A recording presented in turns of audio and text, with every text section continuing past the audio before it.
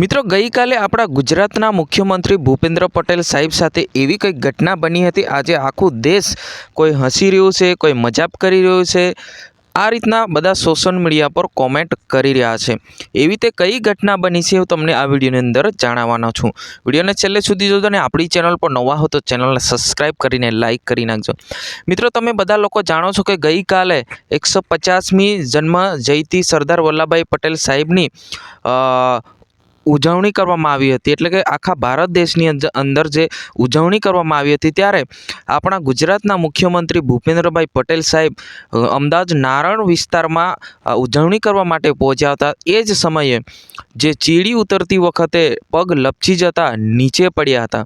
આજે આખું ભારત દેશ જોઈ રહ્યું છે। વિરુદ્ધ પક્ષના લોકો જે છે કોમેન્ટ પણ કરી રહ્યા છે કે ભાઈ હા કે આ તમારું ભૂલ છે, આ તમારી ભૂલના કારણે આવું થાય છે, આવું બધું કહેવામાં આવે છે। પરંતુ મિત્રો કોઈ ઘટના બને એ ઘટના આપણે જાણી જોઈને તો નથી કરતા।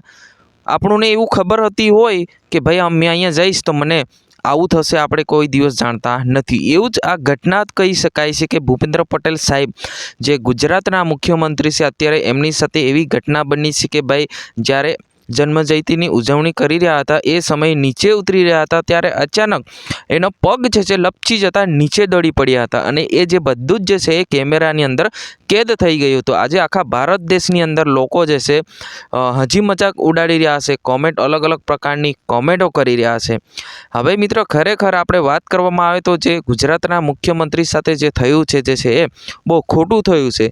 ખરેખર મિત્રો આ ખૂબ જ એટલે ખૂબ જ ખોટું આપણે કહી શકીએ છીએ કે જે ભાઈ આ રીતના ઘટના બને તો આને ઘટના કેવી રીતના બની। હવે તમે જુઓ મિત્રો કે સાહેબ જે ઉતરી રહ્યા છે ને અચાનક પગ લપસી જાય છે અને નીચે પડી જાય છે। એમની ભૂલ તો નથી। હવે ચાદર પાથરવાવાળીની ભૂલ છે કે પછી કોની ભૂલ છે એ કોઈ પણ પ્રકારની ભૂલ આવતી નહીં મિત્રો। આ કુદરતનો ખેલ છે। કુદરત કોઈને ક્યારે છોડતો નથી। જી હા, તમારે શું કહેવું છે?